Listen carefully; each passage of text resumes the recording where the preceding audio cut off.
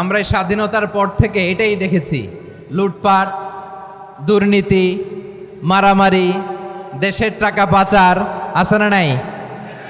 এগুলোর পুনরাবৃত্তি আমরা চাই। নতুন ভোরের বাংলাদেশে এগুলোর পুনরাবৃত্তি না হোক, জোরে বলেন ঠিক কিনা?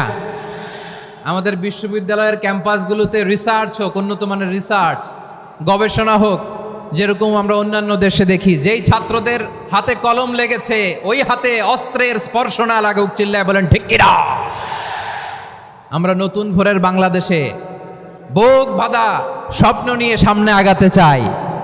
এখানে এক রাজনৈতিক দল আর এক রাজনৈতিক দলকে শ্রদ্ধা করবে, সম্মান করবে, এমন নেতা আমরা চাই যেই নেতা অসুস্থ হলে আমরা গোটা দেশের জনগণ জায়নামাজ বিছিয়ে মুনাজাতে চোখের পানি ছেড়ে আমার নেতার জন্য কান্না করবো, চিল্লায় বলেন ঠিক কিনা? এরকম নয়া রাজনৈতিক বন্দোবস্ত আমরা চাই কি চাই না? এক রাজনৈতিক দল আর এক রাজনৈতিক দলকে নিশ্চিহ্ন করার খেলায় মেতে উঠুক, এটা আপনারা চান? আমরা চাই না। আমাদেরকে সাবধান থাকতে হবে, সচেতন থাকতে হবে। দেখবেন এই যে আমরা ঐক্যবদ্ধ, আমরা সম্প্রীতির বাংলাদেশ গড়তে চাই, আমরা সমৃদ্ধির বাংলাদেশ গড়তে চাই, নানা ধরনের চক্রান্ত। রিসেন্টলি দেখবেন এই শান্ত শিষ্ট ইসলাম প্রিয় শান্তিপ্রিয় মুসলিমদেরকে উস্কানি দেয়া হচ্ছে, উত্তেজিত করার জন্য আমার নবীকে গালি দেয়া হচ্ছে।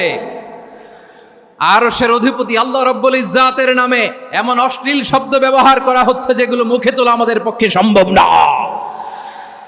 প্রিয় ভাইয়েরা, আমরা আজকের এই চাঁপাইনবাবগঞ্জের বিশাল ঐতিহাসিক তাফসীরুল কোরআনের প্রোগ্রাম থেকে এই এন্টিরিম গভর্নমেন্টের কাছে বিনীত আবেদন জানাতে চাই, আপনারা শান্তিপ্রিয় মুসলিম জনতার ধৈর্যের পরীক্ষা নেবেন না। ধৈর্যের পরীক্ষা আপনারা নেবেন না। সহ্যের সীমা ছাড়িয়ে গেলে জনতা নিজেই আইন প্রয়োগ করার, বিচার করার দায়িত্ব হাতে তুলে নিবে।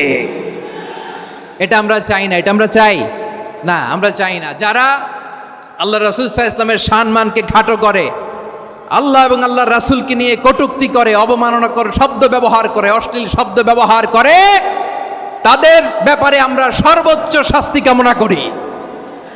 সর্বোচ্চ শাস্তি তাদের জন্য বাস্তবায়ন করতে হবে। বাংলাদেশে ব্লাসফেমি আইন করে, চিল্লায় বলেন ঠিক কিনা?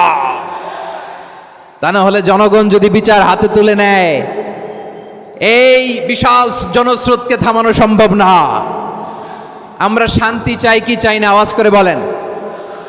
আল্লাহর নবীর বিরুদ্ধে, আল্লাহর রাসূল সাল্লাল্লাহু আলাইহি ওয়াসাল্লামের সম্মানকে খাটো করে কবিতার নামে, গদ্যের নামে অশ্লীল শব্দ চয়নকে আমরা মেনে নিব? অশ্লীলতাকে আমরা মেনে নিব? কারণ আল্লাহর নবী আমার ইমান, আমার নবী আমার ইমান। নবীকে ভালোবাসা ইমানের অংশ শুধু এতটুকু নয়, আমার নবীর ভালোবাসাটাই হচ্ছে ইমান, চিল্লায় বলো ঠিক কিনা? আমার নবীর জন্য আমরা বুকের তাজা রক্ত বিলিয়ে দিতে রাজি আছি না নাই? রাজি আছো মুসলমান? কারা কারা রাজি?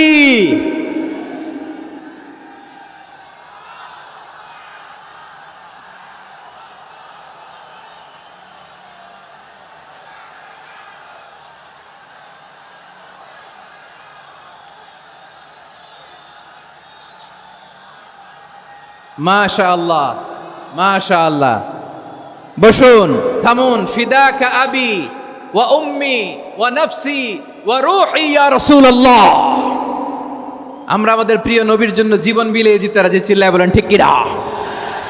এজন্য এন্টারিম গভর্নমেন্টের কাছে আমরা বিনীত আবেদন জানাই, দেশের পরিস্থিতি আরো নাজুক হওয়ার আগেই যারা এই সমস্ত অবমাননার সাথে জড়িত তাদের বিরুদ্ধে কঠোর শাস্তির বিধান জারি করতে হবে।